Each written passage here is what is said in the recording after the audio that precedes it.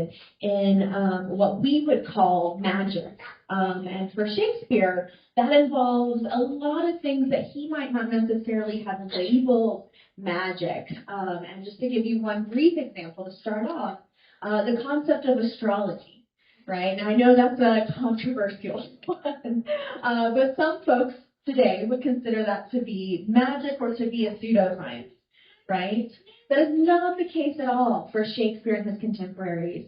Everyone in Shakespeare's day, I mean, I'm sure there was one or two exceptions, but almost everybody believed in the power of the stars to shape human destiny. And almost everybody in Shakespeare's lifetime also believed in the power of certain individuals to manipulate nature, to call upon other forces, for example, and those forces could be bad, they could be demons, but those forces could also be good. They could be fairies or other kind of benevolent spirits.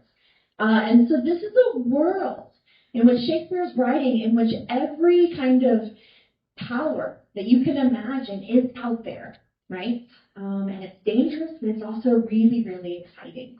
So what I'm going to talk about today are some of the ways in which this idea of magic filters through Renaissance culture, and particularly in early modern England. We're talking 16th and 17th centuries, how ideas of controlling nature and using magic to, gain what you want is such an alluring concept that it really does shape so much of this society. And then as a consequence, right, because we are the inheritors of the Renaissance world, right, how it has in turn shaped the way that we think about concepts of belief, of possibility, of what is illicit and what is permissible, right?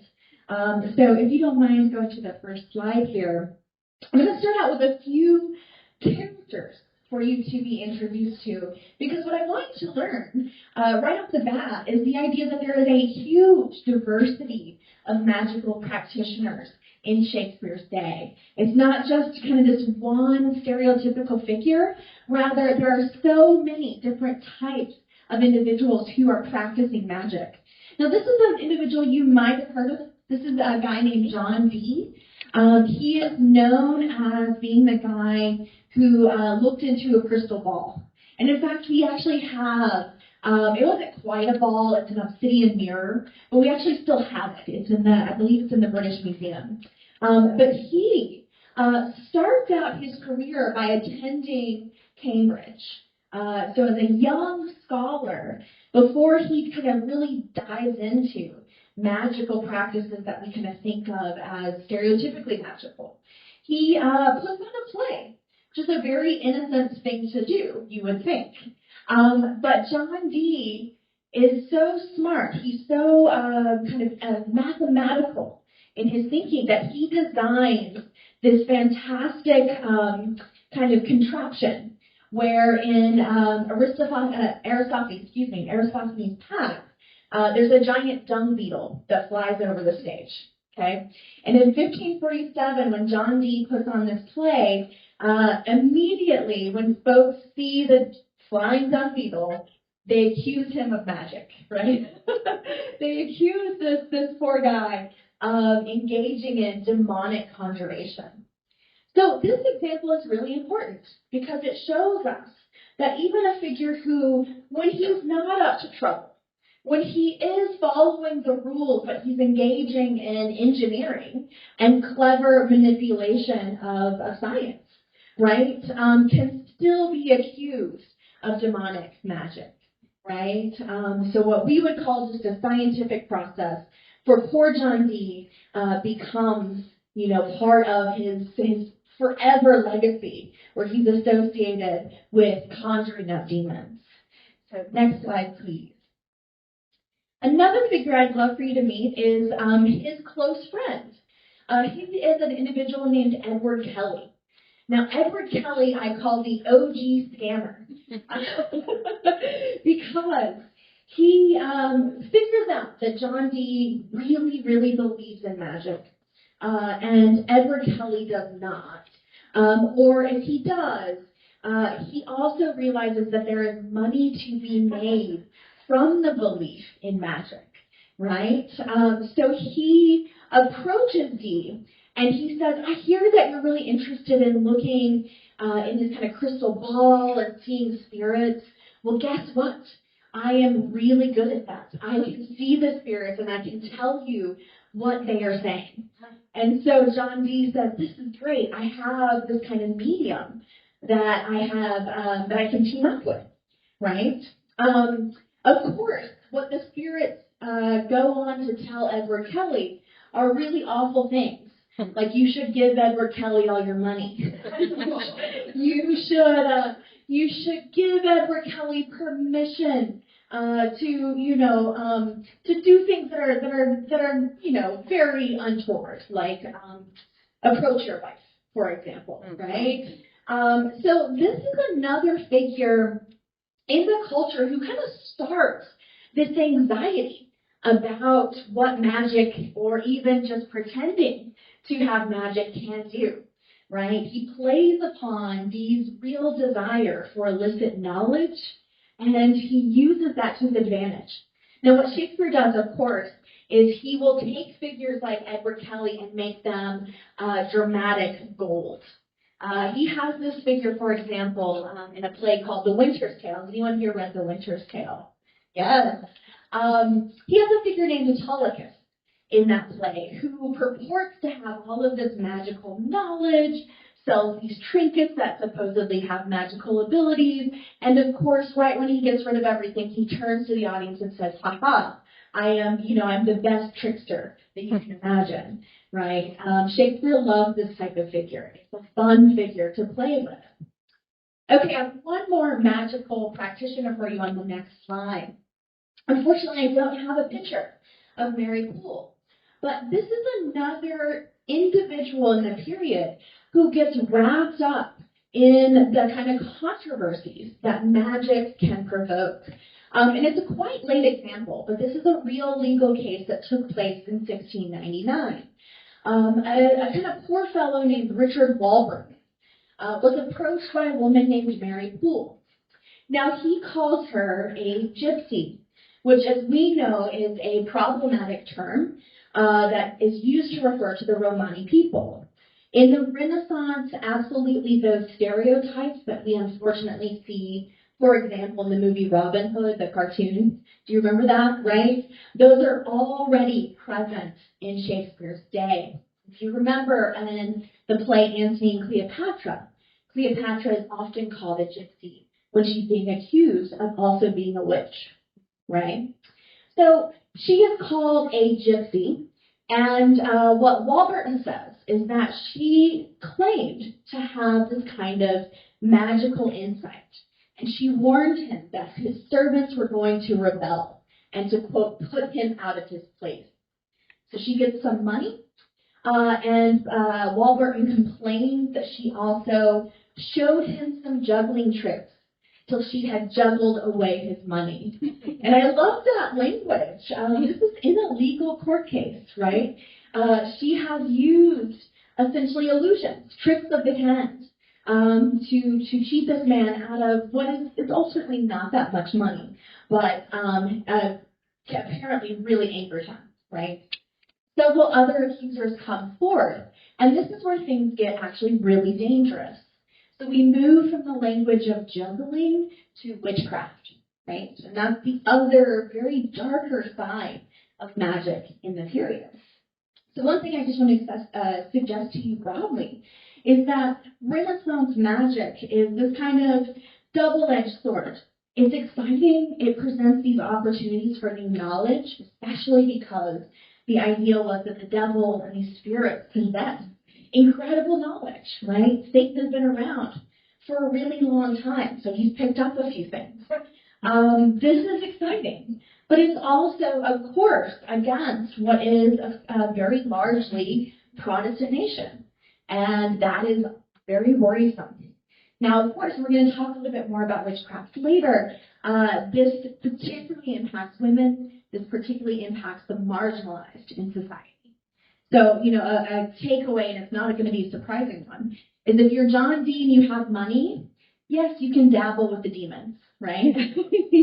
you can probably get away with things in a way that if you are Mary Poole, you cannot, right? We don't actually know what happened to her, but I can tell you that in 1699, whether you're in England or in the colonies, to be accused of being a witch is a very, very dangerous proposition. Next slide, please. So I just want to point out that as these three examples show, particularly the John Dee example, but actually all of them, natural philosophy is called the science of the period. So that's the term they use to refer to what we call science. Natural philosophy was often conflated with the magical or the occult throughout the Renaissance. And this is a story that doesn't get told very often because it makes historians nervous. Nobody wants to, or historians don't want to, and I'm a literary scholar, so I can. They don't want to admit that, for example, Galileo was also an astrologer, or that Kepler's mother was accused of witchcraft, and Kepler was deeply involved in not discounting the idea that there are witches, because he believed there were, but simply saying that his mother Ursula was not one of them, right? That these figures that we hail as great kind of precursors to scientific knowledge were also technically interested in magic in the period. Of course, Shakespeare and other authors really convey this through, for example, creating characters who enfold both science and magic in their practices. So you might have, for example, heard of a play called The Tempest that has Prospero in it. And he's a magician. He has a magical staff. He has magical robes. But he also is a very technical, very practical thinker. And the way in which he controls the weather shows a deep, learned knowledge that is not just that he was gifted this knowledge, right? He did some studying to acquire this observational, practical way of approaching the world. Okay, so just to give you a brief example of how this was unfolded, in the period, themes get messy, terms get messy.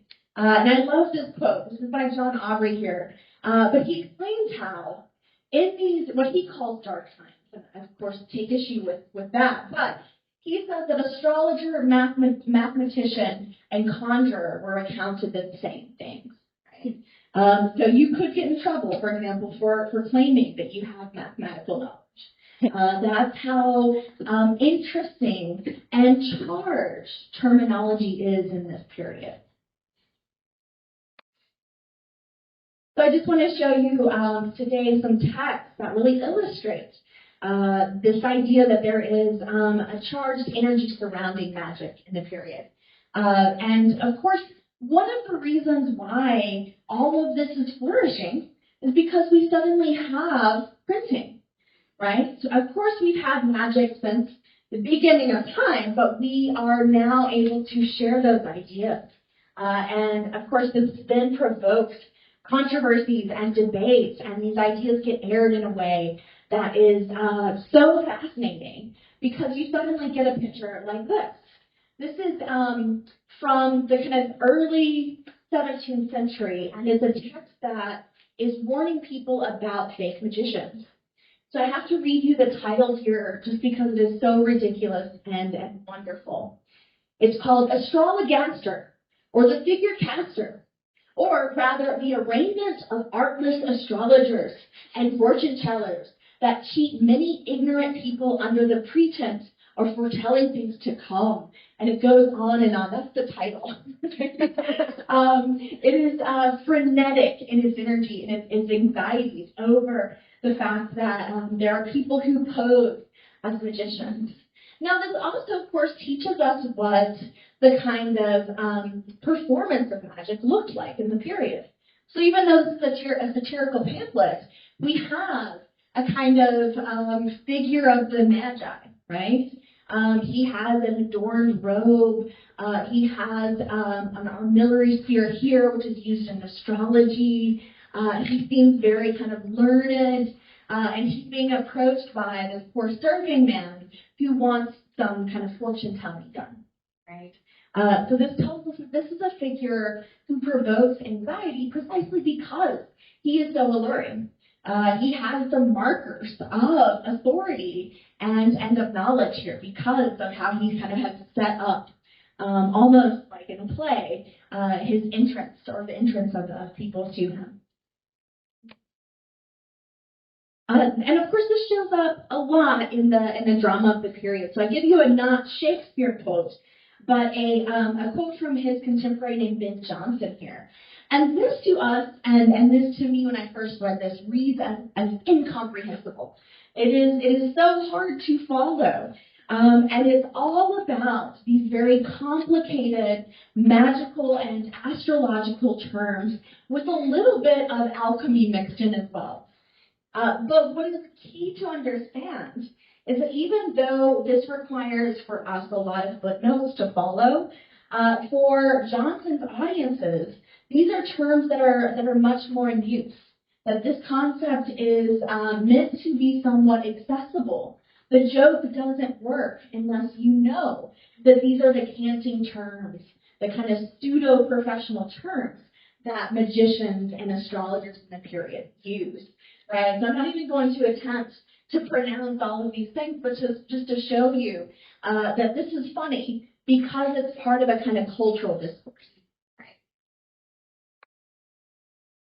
Okay, so I want to look at a few more texts.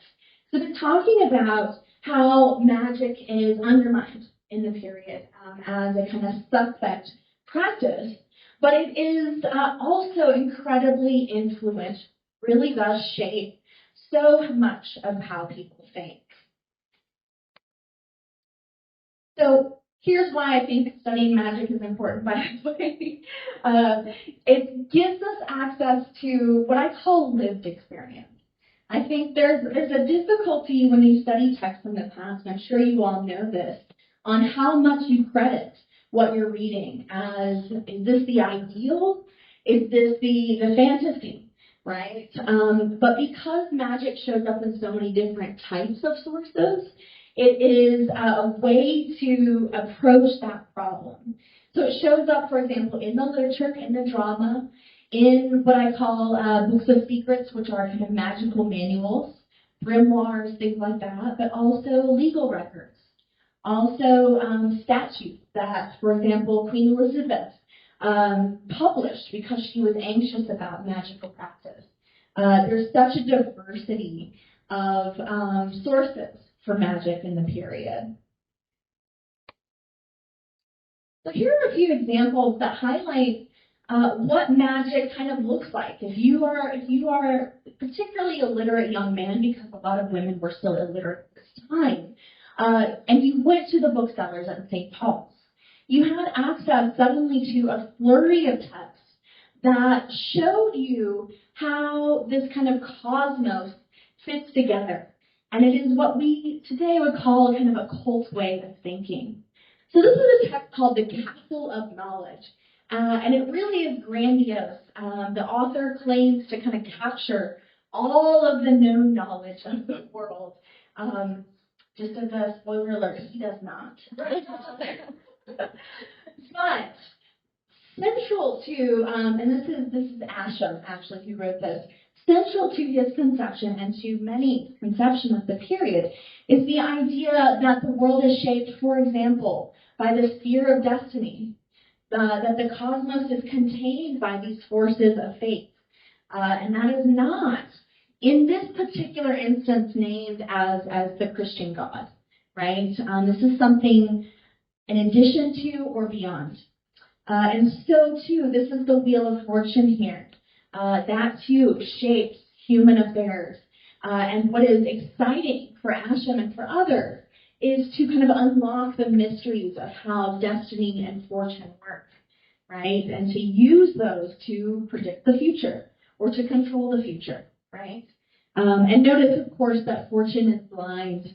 And these are also two fickle women. That is key, too, in this conception as well. Here's another really key element to the early modern way of thinking. It's the idea that the cosmos does have a hierarchy, that it does have a very kind of strict order of thinking, and the cosmos is contained. So here, in this particular instance, remember this is kind of right around the time of Copernicus. Copernicus's ideas that the Earth is not the center of the world, those don't really take off, especially in the popular imagination, until around 1750. So quite a bit later.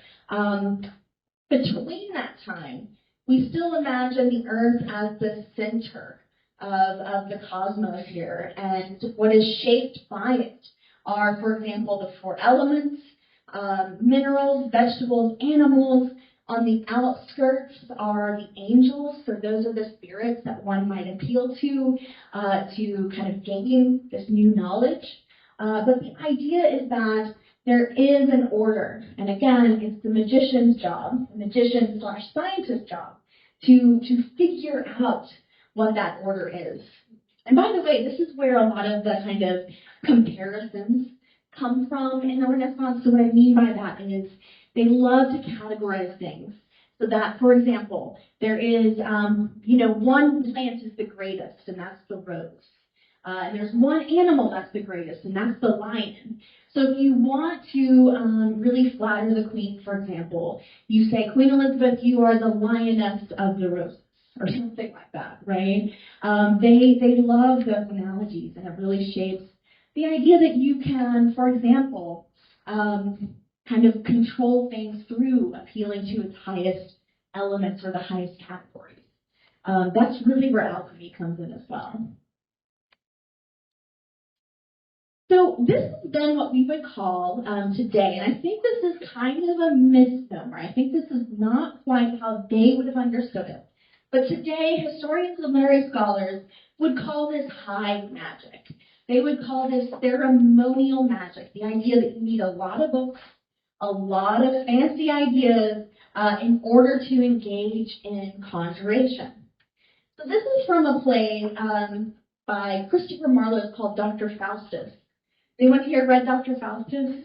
Yes. Oh, this makes me so happy. It's my favorite play. So Dr. Faustus he is a would-be conjurer, and he starts out the play, and he's like, how do I learn how to conjure up demons? And his friends tell him, well, you need all these things. You need to know astrology and mineralogy and all this stuff. And he ends up conjuring a demon named Mephistopheles.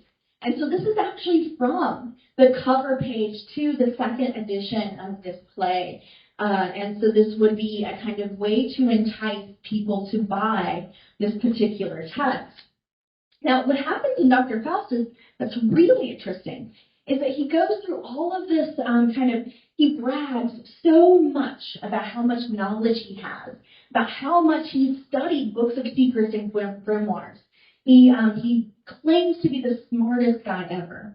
But in the play, Marlowe undercuts this by having clowns, like these really foolish guys, also conjure up their own demons, right? So what Marlowe's actually saying is that there's this pretense to being the great magician, but it can be undercut so easily in the period. I think I have one more example of high magic here.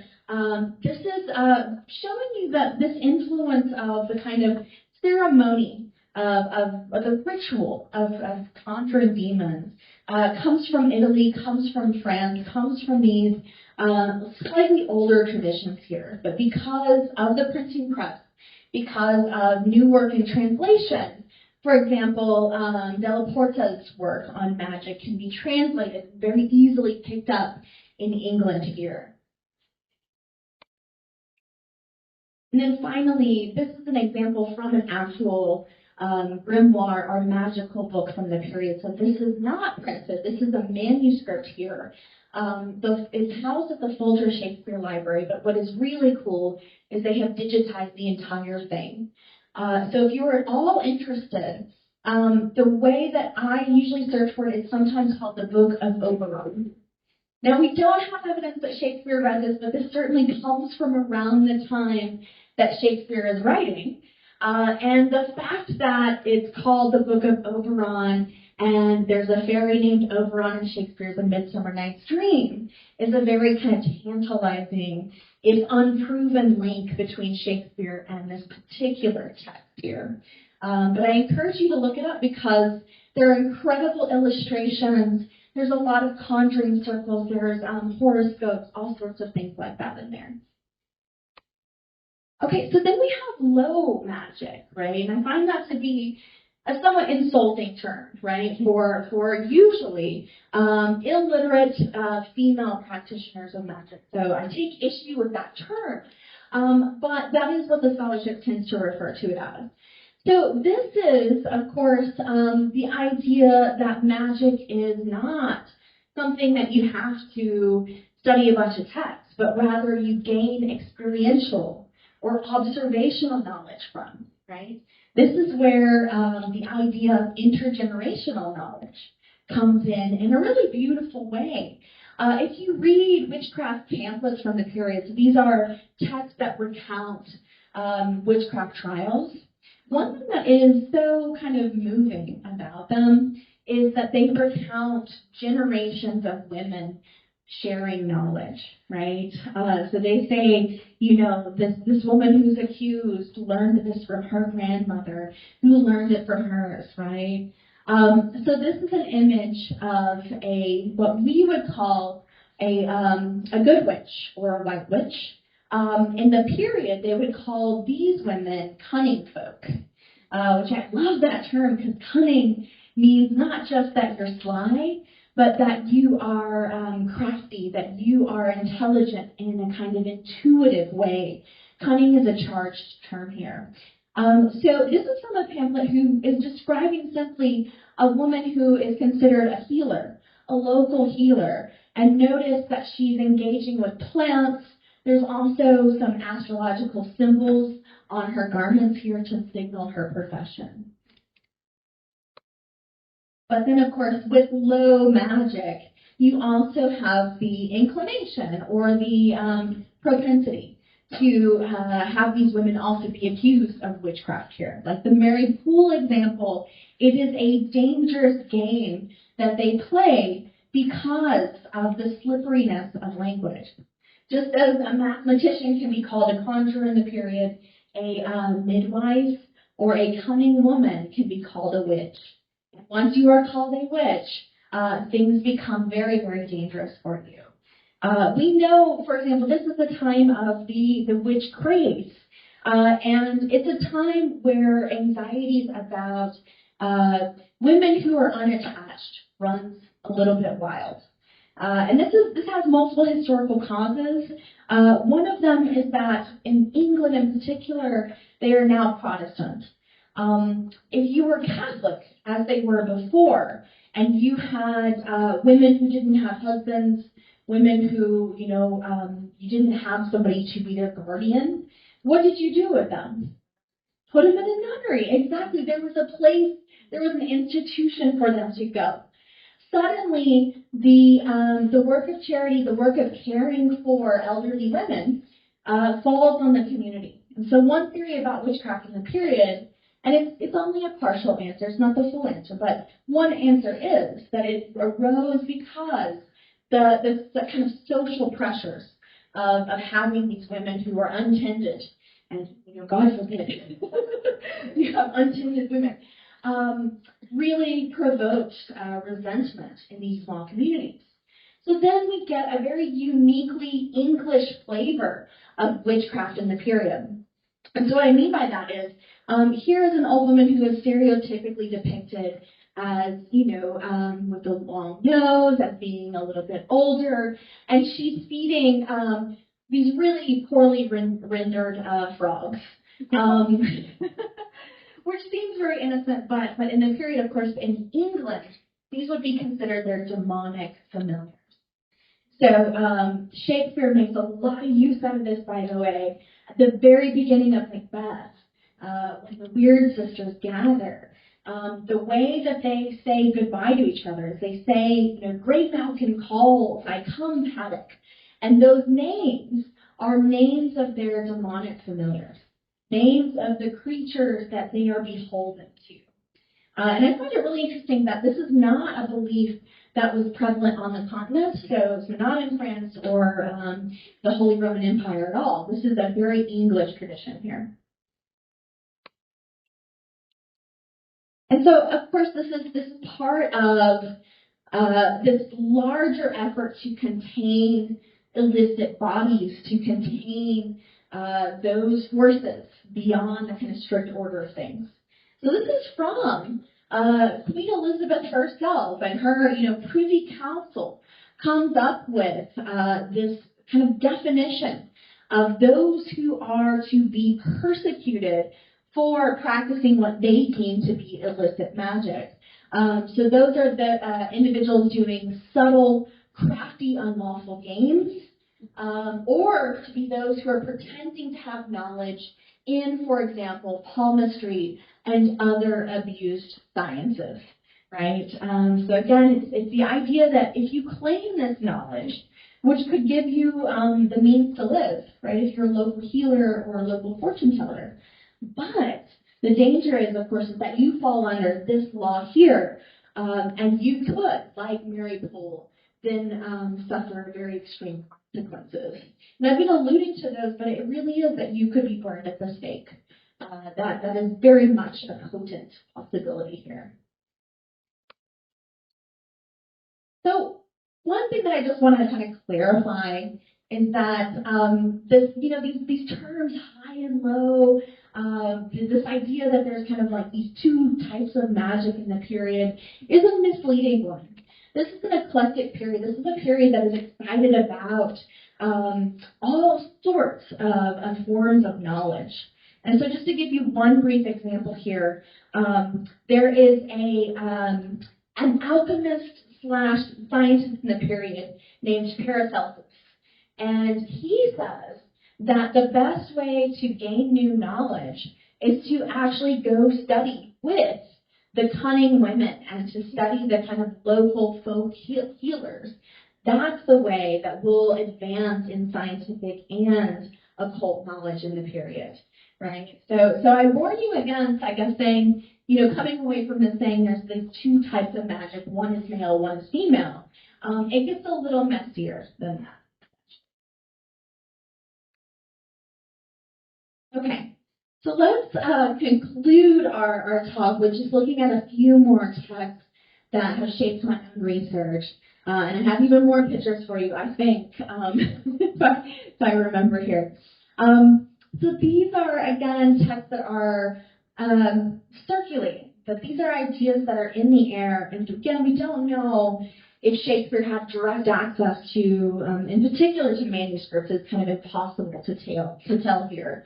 But here are a few examples of what we would call grimoires, right? So I showed you one example earlier. Here's another that, in very cramped handwriting, clearly the author is trying to save space and save paper, is conveying magical conceits. But it could also be a very treasured object, right? Magic is valuable as a form of knowledge. So you have, for example, these incredibly illuminated manuscripts conveying magical knowledge. So this is Ficino, for example. He's from Florence. He writes a text kind of like about Platonic magic here. And this is one of the texts that gets circulated. And you can see just the loving attention, the incredible artistry that goes into this text. Now, this is actually my favorite text. It's not nearly as beautiful as the Ficino, but this is a book called The Discovery of Witchcraft. Now, this is written by a guy named Reginald Scott, who is, he is actually pushing against the witchcraft craze here. He is saying that, yes, the devil is real. Yes, there is magic in the world. I'm not doubting that. But what I am doubting is that there are women who can fly in the air, right? That there are women who can control the weather. So he writes this text called The Discovery of Witchcraft that is the first text to do what magicians hate, which is to reveal the secrets, right? So he talks about witchcraft, but he also shows you how, for example, certain juggling tricks are done and how certain illusions are conducted here. And this is a really, really valuable text. Magicians in particular are obsessed with it. They collect these things. So this is from David Copperfield's own version here. Did you know he has a kind of museum of magic that is very secretive? But Teller from Penn and Teller also has a copy of this text, and one time he actually let me look at it, which was very cool. So this is a rare textbook because it's so important in the history of magic. It shows you how the trick is done, but it is doing so not to just entertain its readers, but for a really kind of social import, right? To actually save lives and to say these women are not witches. They're either being misled in trials, right? They're being coerced, or they are themselves mentally unstable, right? But either way, magic is elsewhere for Scott. This is one of the images where he shows you how the trick is done. So this is a very complicated how to make it look like a guy is headless kind of trick, which I really love. This one here is interesting. That's the kind of, and we see these around this time of year, the retractable knife, right? I was just fascinated that existed, in 1600, that they had the joke knives, 400 years ago. It just seems hilarious to me, right? But again, this would have been a shocking text because of his core argument about witchcraft. And this text was so shocking that it kind of had its own, imitations followed here, right? So you had texts, for example, like Hocus Pocus Jr., which also, yes, and I was in a library once, and I had to go up to the librarian and say, can I look at Hocus Pocus Jr.? And it was very embarrassing. People were studying like Chaucer and very important things, and I wanted to look at this text. But it's an imitation, right, of Scott, and the idea that magic suddenly is not just demonic and high or low, but it is also dramatic. It is also entertainment. Here's another revealing of the trick, and this is the famous cup and balls trick, right? You see the street vendors doing that, right? I think I have another picture of that as well. Oh, this is witchcraft here. But what I love about this image, just as a side note, is it's clearly condemning these women as witches. Yes, it's not on the side of these women. But what is interesting is how texts are actually forefronted here, right? So we tend to assume that witches in the period were largely illiterate. Here is at least an artistic rendition that contravenes that notion, that texts are being used in magic. Here's the other cup and balls trick. This is a very famous painting, in part because, first, let's look at this little dog down here. Great. But in part because this is a conjurer, a magician, a juggler. This is a cleric, a religious figure associated with religion in the period. So it's kind of staging a kind of contest between the two. And I think I'm actually going to skip this slide because it's very wordy. So these are ideas that are really shaping how authors then theorize magic and play with. And this is really where the kind of idea of experimentation comes in. They play with the ideas that you can know, for example, the future. You can know this knowledge that is not permissible, but is so exciting. And yet, there are so many dangers here, right? So this is a very famous French author, Montaigne, who says, this is an example of the mad and fond curiosity of our nature.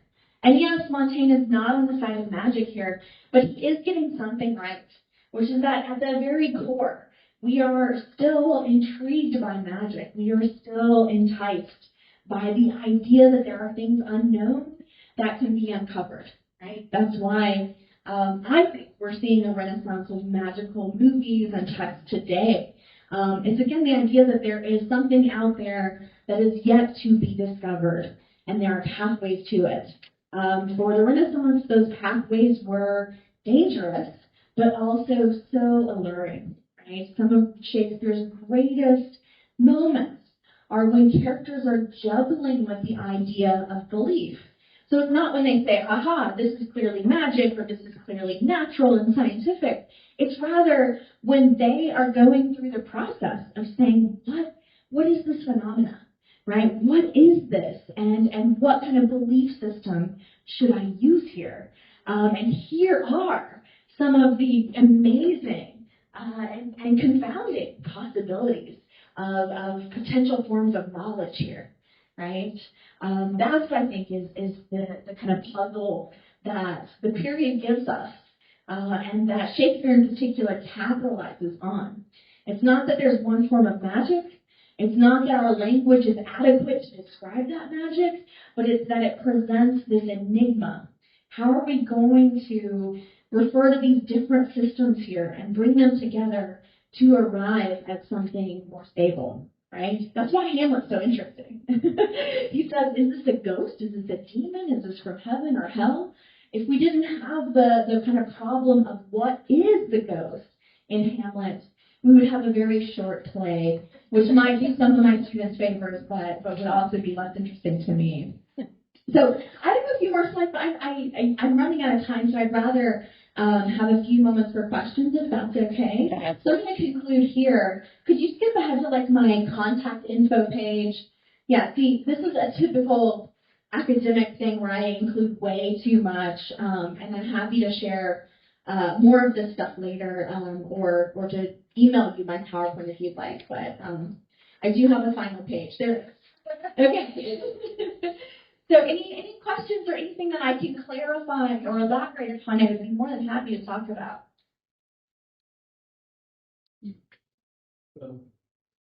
I was just wondering I know Isaac Newton had some of this. Mm-hmm. It was astrology. It was. Yeah. Okay. So he was, while he's figuring out what the planets were doing, he was also wondering exactly what they were telling us. Exactly. Yeah. So Newton interested in astrology and alchemy, actually. But for him and for a lot of thinkers in the period, astrology has done him a huge service because you need to know the precise movement of the heavens to know what influence, for example, an eclipse is going to have on you, right? So actually all of the work in mapping the heavens was done in the service of astrology, and astronomy, when it showed up, said, yay, this data is here, and we'll use this, of course, right? So, but you're absolutely right. This is really useful and intriguing for Newton to unfold in his work. Yeah, great.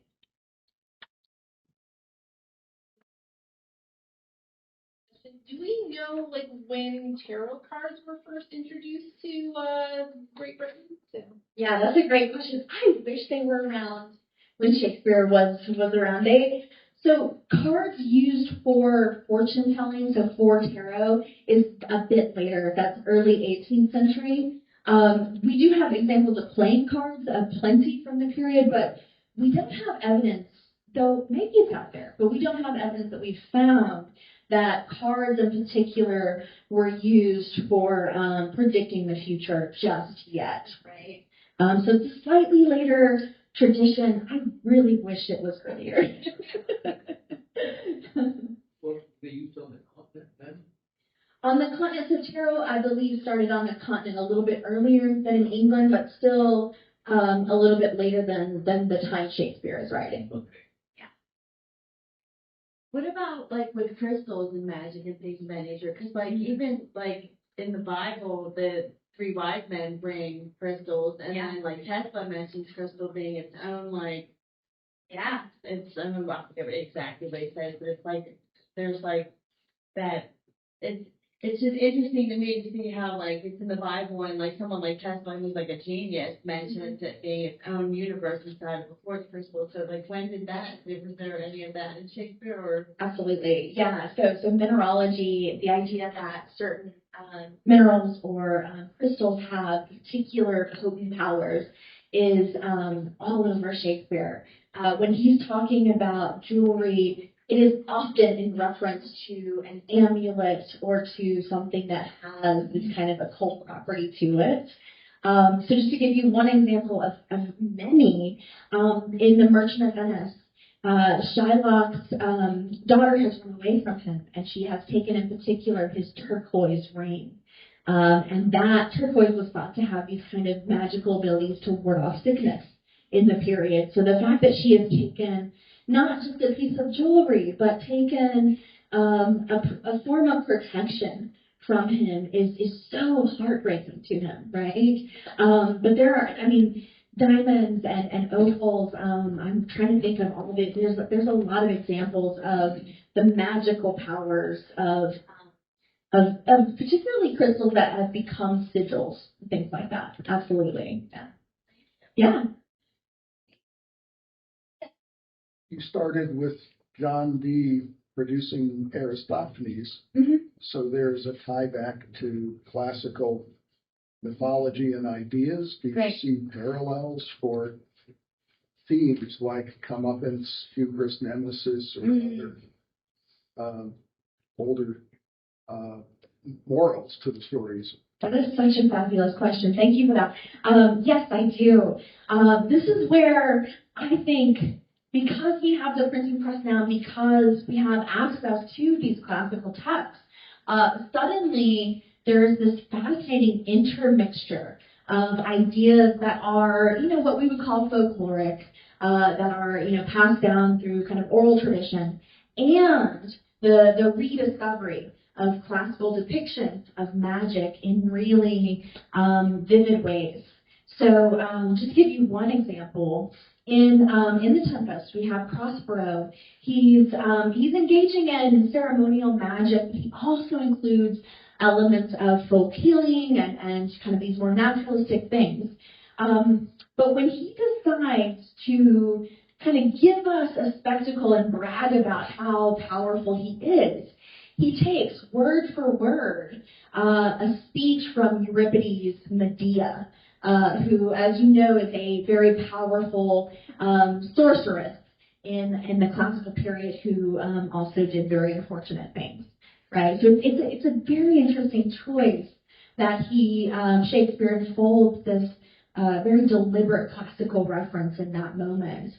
He does this quite often. If we want to talk about magic and the kind of worry about hubris, Macbeth is the place to go, because that's where you get witches who are very much English at times, or English/Scottish, with their familiars and things like that. But they also, appeal to Hecate, right? And they also have these kind of classical allusions about them as well. Right? About how there was a large belief about how magic exists, but it doesn't exist in London because that's where God is. Right? And there was a lot of magic exists elsewhere in more exotic places. Yeah. How did that tie into it? Did worldly people consider it just inherently? I love that. Yeah. So the kind of very comforting notion or fiction that some, in particular Protestant authors, perpetuated was that there are going to be sacred spaces where magic has been rooted out, or that because of God's kind of special favor, magic is not present in, for example, London, right?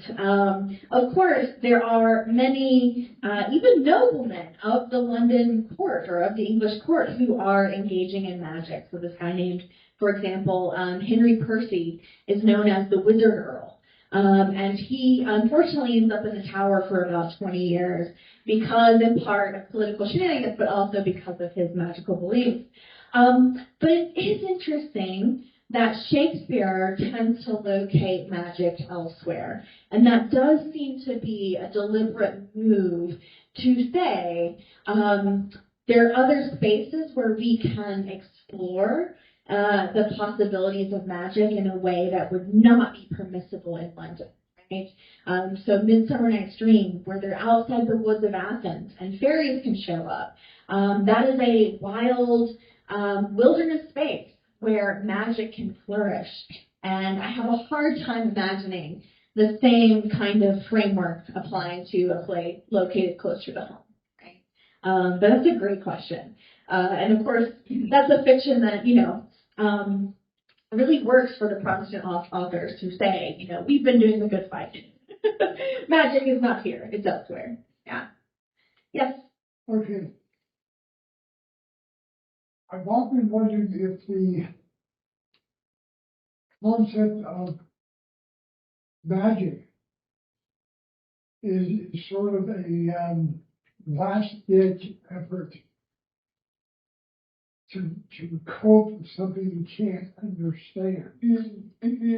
And this may well go back to the bubonic plague that killed off half the population of Europe just prior to the Renaissance. Mm-hmm. And whether those roots extend back into that mayhem. Mm-hmm. That's a fabulous question as well. So the idea that magic is a comforting way to explain, in particular, misfortune. Yes, certainly that is a key part of its history, and especially in terms of then who gets persecuted for engaging in magic. Absolutely, this is a period, for example, of high infant mortality rates. So who are most likely to be accused of witches? Midwives, right? And you can absolutely see that this would be a useful kind of psychological thing to say, it's not anything that we did, it's because we have a witch in our village, right? That's why we lost a child or our crops or something like that. I'm sorry, a scapegoat, yes, absolutely. So that is a key part of this history is the need to have a clear cause that you can identify. And sit there and go, why did we lose our child? Who's to blame? Right. Just a very human impulse that led to very horrible results, right? Yeah. It's a lack of knowledge. Yeah, absolutely. Great. Other questions?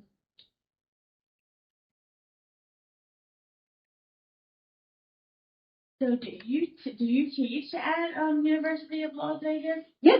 And is that connected at all with like CSN, or is that's actually it's completely different? We're separate institutions. We're like both under the NSHE laws. We follow the same rules, but we're separate institutions. So a student at CSN would have to kind of audit my class and stuff in it. But I do teach Shakespeare and Magic courses at UNLV, which is I'm very, very lucky to be able to do so.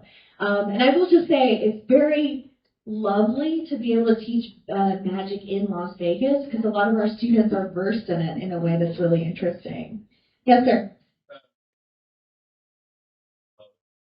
Yes, absolutely. I think you have to fill out a form. But you are more than welcome to, and I honestly, I would love outside members to join my courses because I think that diversity of perspectives and especially, I always have, for example, one student who really believes in astrology in my courses, like really, just like everything they do is astrologically determined. And I love having like that perspective and then having, the skeptics in the class. It makes for a really fascinating, sometimes contentious debate in our classes. It's wonderful. So absolutely, please do. Please, join my classes and I would love that. Yeah. Hey, I recognize you. Hey, good to see you. She got a lot of compliments when we were at the book fest this weekend from her students. So. Yes, sir. I often when you're reading back and when I'm reading back, because I don't have as much professional knowledge as you do, often there's a lot of like myths and folk tales that just seem really like random, like out of nowhere. How do those things kind of come about? Like they kind of just determine, oh, that thing means this very specific thing. Yeah, that's such a great question. It does, it helps to have more and more context. So, I learn a new connection every day. Like, you know what I mean? Like, every time I read Shakespeare, I realize, oh, when he's talking about the unicorn, for example, it's not just a random unicorn. It actually refers to, this mythology of healing, things like that, right?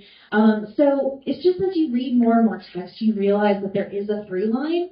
But what I love about studying Shakespeare, even though, thousands of things have been written about him, there is still so many references and myths and all of that to discover and to contextualize, which is why we can keep going with him, right? So it's those embedded puzzles that I was talking about earlier. Those are there.